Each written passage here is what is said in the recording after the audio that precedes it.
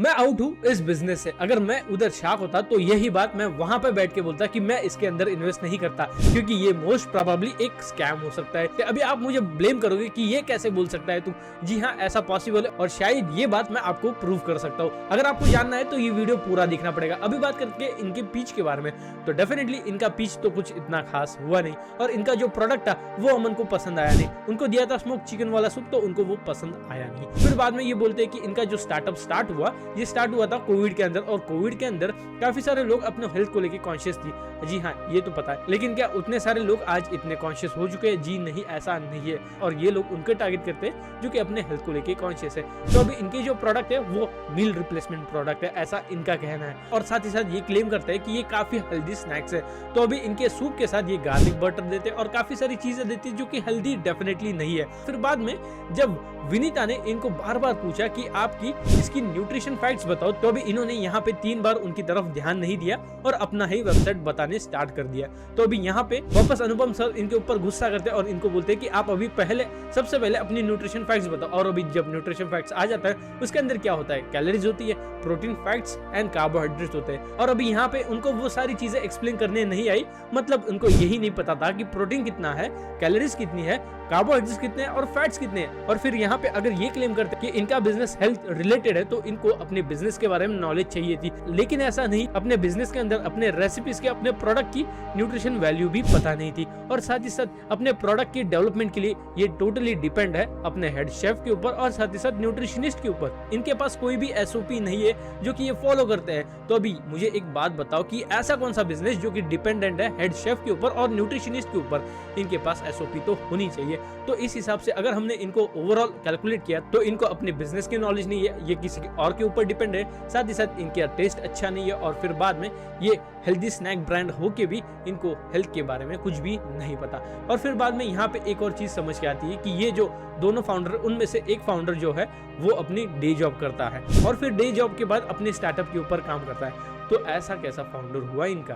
और फिर बाद में इनके प्रॉफिट्स की बात करें तो वो प्रॉफिट्स तो ही नहीं, क्योंकि ये कैश बर्न करते हैं। और अमन ने यहाँ पे ये बोला कि उनको ऐसे कुछ स्टार्टअप पसंद नहीं जो कि पहले से ही कैश बर्न करना स्टार्ट कर देते हैं। तो यहाँ पे ये कैश भी बर्न करते हैं और फिर बाद में ये एक और चीज क्लेम करते हैं कि ये सब्सक्रिप्शन मॉडल के ऊपर अपने मील्स बेचते हैं। तो अभी यहाँ पे अगर इनकी रेवेन्यू की बात करें तो 75% से भी ज्यादा ऑनलाइन ऑर्डर या फिर जोमेटो की थ्रू आता है। तो यहाँ पे सब्सक्रिप्शन बेस्ड मॉडल तो 20% से भी नीचे है। तो ये कैसे क्लेम करते हैं कि ये एक सब्सक्रिप्शन बेस्ड मॉडल है, ये टोटली क्लाउड किचन की जैसा काम करता है। और अभी बात करते हैं स्कैम के बारे में। तो अभी किसी भी ब्रांड का सबसे पहला सोशल प्रूफ क्या होता है कि ये ब्रांड एग्जिस्ट करता है, वो है उसकी वेबसाइट या फिर उसका इंस्टाग्राम पेज। तो अभी मैं चले गया इनके इंस्टाग्राम पेज के ऊपर और वहां पे इनके इंस्टाग्राम पेज के ऊपर 2,30,000 से भी ज्यादा फॉलोअर्स है। और अभी देखता है इनका पेज कैसे फंक्शन करता है। सुपेक्स इंडिया सिप ऑफ हेल्थ, ठीक है, तो इनका पेज काफी बढ़िया दिख रहा है, लेकिन अभी इनके फॉलोअर्स है 231 के। और इस हिसाब से अगर हमने इनकी पोस्ट के ऊपर एंगेजमेंट देखी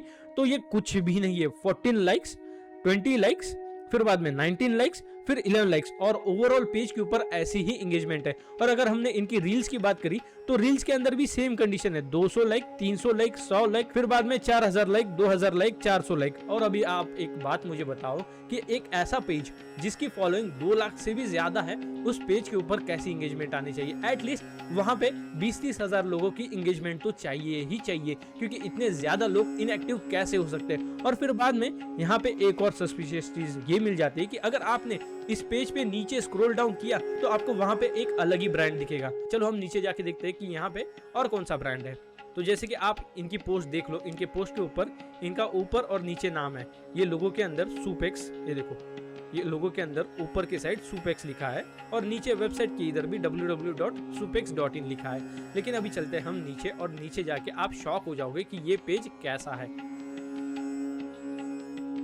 देखो, ये आ गए हम किसी और के पेज के ऊपर, और ये यहाँ पे स्मार्ट किचन कंपनी करके एक क्लाउड किचन है, उसका ये पेज है। और फिर अगर हम और भी नीचे गए तो ये क्लेम करते हैं कि सुपेक्स एक ऐसी कंपनी है जो कि हेल्दी स्नैक ब्रांड के अंदर ऑपरेट करती है। लेकिन अगर हम नीचे आ गए तो यहाँ पे आपको noodles, pulao rice, biryani, samosas और ऐसे कई सारे, पिज्जा, चॉकलेट, ब्राउनी, डोसा, ऐसे कई सारी चीजें मिलेगी जो कि स्मार्ट किचन कंपनी ऑपरेट करती थी। और अगर मुझे एक बात बताओ कि एक ऐसा ब्रांड है जो कि शार्क टैंक इंडिया के अंदर आ रहा है और उसका जो पेज है वो ऐसा है, या फिर एक ऐसी कंपनी जिसका पेज खुद का नहीं है, तो अभी आपको यहाँ पे क्या समझ में आ रहा है कि ये इनका पेज नकली है या फिर इन्होंने किसी और से अपना पेज बाय किया है, most probably smart kitchen India से।